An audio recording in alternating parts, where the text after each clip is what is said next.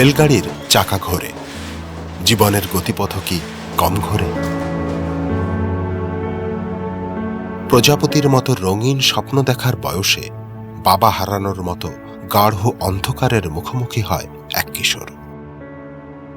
অথচ সেদিনের সেই কিশোরের হাত ধরেই আজ আশার আলো দেখছে বাংলাদেশের রেলওয়ে। কৈশোর থেকে জীবন সংগ্রামী এই মানুষটি সবার চেয়ে আলাদা, যিনি সবার মতো বলেন না এই পোড়া দেশে কিচ্ছু নেই, যিনি বিশ্বাস করেন যেখানেই ন্যায়ের বাধা সেখানেই লুকিয়ে আছে নতুন কিছু আবিষ্কারের সম্ভাবনা। রেলওয়ে প্রকৌশলী তসরুজ্জামান বাবুর এই অদম্য হার না মানা মানসিকতায় তৈরি হয়েছে এক দৃষ্টান্ত। উত্তরের আলো হাওয়ায় বেড়ে ওঠা এই মানুষটি ঘুরিয়েছেন রেলগাড়ির কোচ, ইঞ্জিন আর দেশের ভাবমূর্তি। 12 বছর বয়সে বাবাকে হারিয়েছি। এরপর থেকে মাই ছিলেন আমার বাতিঘর। পড়াশোনা করেছি রুয়েটে, জাপানেও দেখেছি কিভাবে তারা কাজ করে, কিন্তু দেশটাই ছিল আমার গবেষণাগার।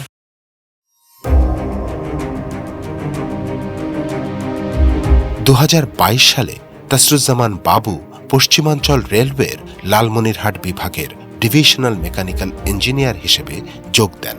তখন তিনি দেখতে পান 122 বছরের পুরনো জরাজীর্ণ এই রেল স্টেশনে নেই ট্রেনের ইঞ্জিন বা কোচ ঘোরানোর কোনো টার্ন টেবিল। উল্লেখ্য, একটি কোচ বা ইঞ্জিনকে নির্দিষ্ট সময় অন্তর টার্ন টেবিলের ওপর রেখে ঘোরানো হয়। এতে বাঁদিকের চাকা ডান দিকে আর ডান দিকের চাকা বাঁদিকে চলে যায়, ফলে দুই পাশের চাকা সমানভাবে ক্ষয় হয়। এতে চাকার স্থায়িত্ব বাড়ে। চালক যদি ইঞ্জিনের পেছনে বসেন তাহলে রেল লাইনের সংকেত বা সিগন্যাল দেখতে অসুবিধা হয়। এতে ট্রেনের দুর্ঘটনার ঝুঁকি বাড়ে। দীর্ঘদিন ধরে লালমনিরহাট টার্ন টেবিল না থাকায় মিটার গেজে চলমান ইঞ্জিন ও কোচ কয়েক মাস পর পর ঢাকার কমলাপুরে টার্ন টেবিলের মাধ্যমে ঘুরিয়ে নিয়ে আসা হতো। এটি ব্যয়বহুল ও সময় সাপেক্ষ। তসরুজ্জামান বাবু খুঁজলেন সমাধানের পথ এবং তিনি মনস্থির করলেন আমাদের দেশের সীমিত রিসোর্স দিয়েই এই সমস্যার সমাধান করবেন। প্রস্তুত হল সম্পূর্ণ দেশীয় প্রযুক্তিতে তৈরি আমাদের স্বয়ংক্রিয় টার্ন টেবিল। বাংলাদেশ প্রবেশ করল আধুনিক যুগে।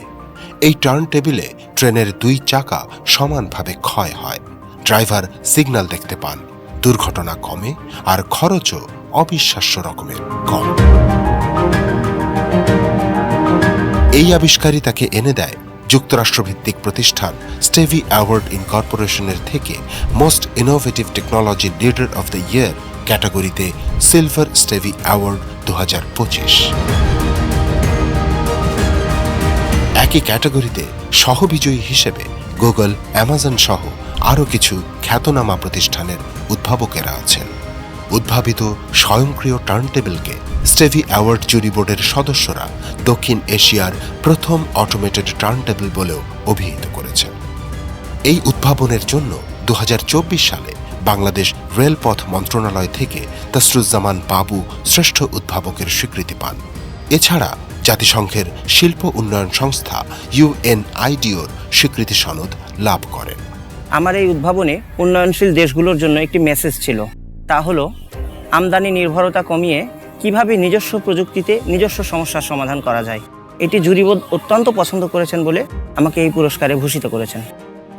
যান্ত্রিক প্রকৌশলী তসরুজ্জামান বাবু লালমনিরহাট রেলওয়েতে কর্মরত থাকা অবস্থায় ভাঙন প্রতিরোধী দীর্ঘস্থায়ী হুইলসেট গাইড, রেল দুর্ঘটনায় কোচ ও লোকোমোটিভ উদ্ধার কাজে ব্যবহার্য রি-রেইলিং ইকুইপমেন্টস, কোচের শিডিউল মেরামত করার জন্য প্রথম ইলেকট্রিক লিফটিং জ্যাক সহ বেশ কিছু ছোট বড় উদ্ভাবন করেন।